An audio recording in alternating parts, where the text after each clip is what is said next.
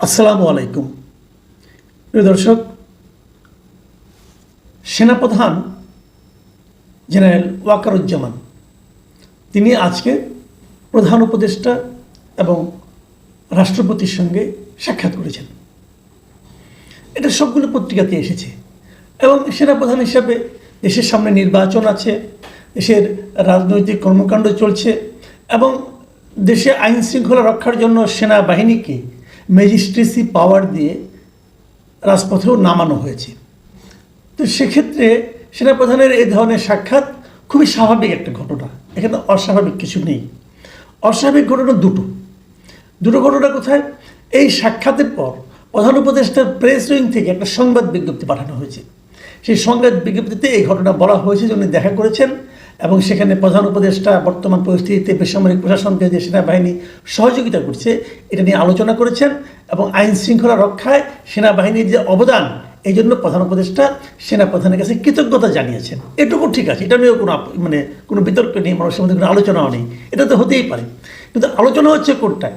আলোচনা হচ্ছে সেই যে বিজ্ঞপ্তি, সংবাদ বিজ্ঞপ্তি প্রচার করা হয়েছে প্রধান উপদেষ্টার প্রেস উইং থেকে, সেখানে এক জায়গায় বলা হয়েছে যে সেনাপ্রধান জেনারেল ওয়াকারুজ্জামান প্রধান উপদেষ্টাকে অন্তর্বর্তী সরকারের প্রতি পূর্ণ সহযোগিতার আশ্বাস দেন, এক নম্বর কথা। দ্বিতীয় কথা হলো একই সঙ্গে তিনি গুজবের প্রতি মনোযোগ না দেওয়ার আহ্বান জানিয়ে বলেন পুরো সেনাবাহিনী সরকারের সব উদ্যোগ ও কর্মসূচি সফল করতে প্রতিশ্রুতিবদ্ধ।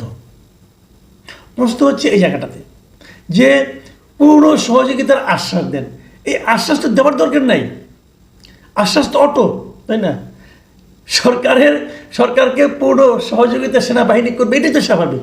এখানে আশ্বাসের তো কোনো আলাদা কোনো ব্যাপার না। এবং আশ্বাসের কথাটা সংবাদ বিজ্ঞপ্তিতে আসছে কেন, এক নাম্বার। দ্বিতীয় কথা হলো যে কোনো গুজবের প্রতি মনোযোগ না দেওয়ার আহ্বান জানিয়েছেন। গুজবটা কি? গুজবটা কোথায়? আমরা তো কোনো গুজব পাইনি। তাহলে সেনাপ্রধান কেন প্রধান উপদেষ্টাকে বলবেন যে আপনি গুজবে কান দেবেন না? মানে গুজবটা তাহলে কোথাও না কোথাও ছড়াচ্ছে। তাহলে কি গুজবটা প্রধান উপদেষ্টার মধ্যে, নাকি গুজবটা প্রধান উপদেষ্টার প্রেস উইং ছড়াচ্ছে? ঘটনাটা কি? এটা কিন্তু একটা জরুরি বিষয়। নাকি এই ধরনের কারো মনে এই ধরনের কিছু একটা আছে? সম্ভাব্য গুজব কি আমি জানি না, ধরে নিলাম একটা গুজব আছে। গুজবটা কি? সেই গুজবটা কার মনে আছে, অথবা সেই গুজবটা কে ছড়াচ্ছে, অথবা সেই গুজবটা কে শুনতে পাচ্ছে? এই প্রশ্নটা কিন্তু জরুরি। যখন এই ধরনের নিউজ, এই ধরনের কথা যদি উনি বলেও থাকেন, সেই ঘটনা যখন সংবাদ বিজ্ঞপ্তিতে আসে তখন সেটা কিন্তু সারা দেশের মানুষের মধ্যে ছড়িয়ে পড়ে এবং দেশের মানুষ তখন জানতে চায় যে গুজবটা কি। প্রধান উপদেষ্টা এবং সেনাপ্রধান তাদের মধ্যে কী এমন ঘটনা ঘটেছে যে প্রধান উপদেষ্টাকে সেনাপ্রধান নিজে যে আশ্বস্ত করেন যে আপনি কোনো গুজবে কান দেবেন না? কেন? এটা একটা, আমি মনে করি একটা আলোচনার বিষয়। মানে এই গুজব কথাটা যদি না থাকতো তাহলে কিন্তু কোনো আপত্তি ছিল না। আচ্ছা ঠিক আছে, এরপর আরও দু একটা কথা বলি। প্রধান উপদেষ্টা ছিলেন, ওনার সঙ্গে আপনার সেনাপ্রধান দেখা করেছেন, এটা ঠিক আছে। কিন্তু সেনাপ্রধান কিন্তু রাষ্ট্রপতির সঙ্গেও দেখা করেছেন এবং রাষ্ট্রপতির সঙ্গে ওনার একটা লম্বা মিটিংও হয়েছিল। এখন রাষ্ট্রপতির কাছে উনি কেন গিয়েছেন? আমাদের এই দেশে বর্তমান সময়ে রাষ্ট্রপতিকে কত কম গুরুত্ব দেওয়া যায় তার জন্য একটা অসুস্থ প্রতিযোগিতা আমরা লক্ষ্য করি। এখানে বলা হচ্ছে যে উনি চীন থেকে এসেছেন, সেনাপ্রধান চীন থেকে এসে রাষ্ট্রপতির সঙ্গে দেখা করা। বিদেশ থেকে কেউ এলে, যখন কোনো দেশের কোনো গুরুত্বপূর্ণ ব্যক্তি বিদেশ থেকে দেশে ফিরে আসেন, তখন ওনারা রাষ্ট্রপতির সঙ্গে দেখা করে জানান যে কেন বিদেশে গিয়েছিলেন, কার সঙ্গে কী আলাপ হলো। এটা একটা সৌজন্য, কিন্তু এটা যে খুব একটা ম্যান্ডেটরি তা না, বাট এটা একটা কনভেনশন, এটা একটা রীতি, এটা সবাই জানায়, সবসময় আমরা দেখেছি। তো সেনাপ্রধান সেই কাজটা করেছেন, অতি উত্তম। প্রশ্ন হচ্ছে যদি এটাই মূল ঘটনা হয়ে থাকে তাহলে এই রাষ্ট্রপতির কাছে আমাদের প্রধান উপদেষ্টা যে 10-12 বার বিদেশে গেলেন, ফিরে এসে একবারও কি দেখা করেছেন? এই রীতিটা তো সেনাপ্রধানের চেয়ে প্রধান উপদেষ্টার জন্য বেশি প্রযোজ্য। তাহলে উনি কেন দেখা করেন নাই? রীতিটা উনি কেন মানলেন না? যে রীতি প্রধান উপদেষ্টা মানেন না সে রীতি সেনাপ্রধান মেনেছেন। ভালো, এটা ভালো মন্দ ওনাদের যার যার ব্যাপার। তো আমার কথাটা হলো কি, যে রাষ্ট্রপতিকে বর্তমান সময়ে এই সরকার এবং সরকার উপদেষ্টা পারলে অপমান করে, তো তাকে প্রধান সেনাপতি মানে সেনাপ্রধান এতটা গুরুত্ব দিচ্ছেন কেন? এই জিনিসটাও কিন্তু একটা আমি মনে করি গুরুত্বপূর্ণ বিষয়, আলোচনার বিষয়। এটা অনেক আলোচনা কিন্তু করছেন। কী আলোচনা করছেন সেটা হয়তো আমি এখন মানে বলাটা আমার জন্য মানে শোভন হচ্ছে না, আমি বলছি ওরা, কিন্তু আলোচনাগুলো কিন্তু হচ্ছে। একটা বিষয়, আরেকটা বিষয়, এটা হলো আমার কাছে আরও গুরুত্বপূর্ণ মনে হচ্ছে।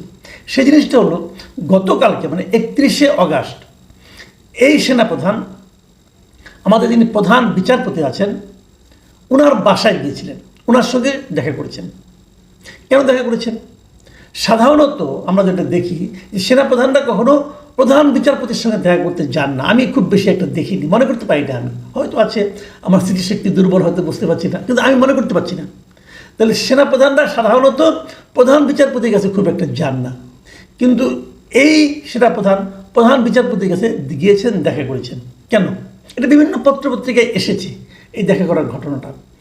এটা নিয়েও প্রশ্ন উঠতো না, এটা নিয়েও খুব একটা প্রশ্ন কেউ করতো না। ঠিক আছে, হতেই পারে, দেশের পরিবর্তিত পরিস্থিতি, দেশে তো এখন একটা অন্যরকম পরিস্থিতি চলছে না, হতেই পারে, দেখা করতেই পারেন।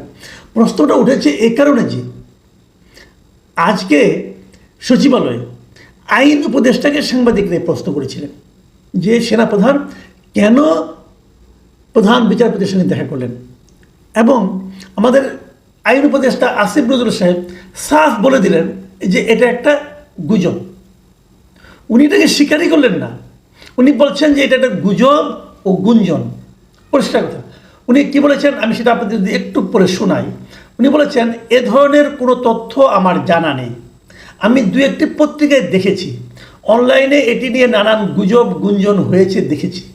এসব গুজব গুঞ্জন নিয়ে বিচলিত হওয়ার কিছু নেই, এটি হচ্ছে আমার বক্তব্য। উনি স্ট্রেট বলেছেন যে সেনাপ্রধানদের প্রধান বিচারপতির সঙ্গে দেখা করেছেন, এ ধরনের কোনো তথ্য ওনার কাছে নেই। না থাকতেই পারে, উনি হয়তো যোগাযোগ করেননি, জানেন না। কিন্তু ঘটনা ঘটেছে গতকালকে, এর মধ্যে 24 ঘন্টার মতো পার হয়ে গেছে। ওনার জানার কথা ছিল, বাট উনি জানলেন না। তাহলে ওনাকে কি অন্ধকারে রাখা হয়েছে? সেটাই বা কেন? সেটাই বা কেন? তো এই বিষয়গুলো কিন্তু আলোচনা হচ্ছে এখন আমাদের দেশে, সাধারণ মানুষের মধ্যে আলোচনা হচ্ছে যে কেন এগুলো ঘটছে। অনেকগুলো যখন কোনো কিছু মানুষ ক্লিয়ার জানতে না পারে তখন কিন্তু নানা ধরনের সন্দেহ, নানা ধরনের কথাবার্তা হয়। আমি বারবার সবসময় এই জন্যই বলি যে ট্রান্সপারেন্সির চেয়ে ভালো আর কিছু নাই। সাধারণ মানুষ নানা ওই যে বলে না যে সিঁদুর মানে আপনার এই আগুনে যে ঘর পড়ে তারা সিঁদুর রাঙা মেঘ দেখলেও ভয় পায়। তো এখন আমাদের হয়েছে ওই অবস্থা, কিছু একটা দেখলে, কিছু একটা ঘটলে, কেউ কারোর দিকে তাকালে আমরা কিন্তু নানা ধরনের জল্পনা কল্পনা শুরু করে দিই। যেমন একটা জল্পনা কল্পনা আছে যে এই যে আপনার গত বছর এই যে আপনার জুলাই আন্দোলনের সময় অনেকগুলি হয়েছে, অনেকগুলি হয়তো আর্মিও করেছেন, আর্মি যারা গুলি করেছেন তাদেরও কি তাহলে বিচার হবে? সেই বিচারটা কি আর্মির আইনে হবে নাকি এই মানবতা বিধি যে ট্রাইব্যুনাল এখানে আইন হবে? এটা নিয়ে আলোচনা হতে পারে।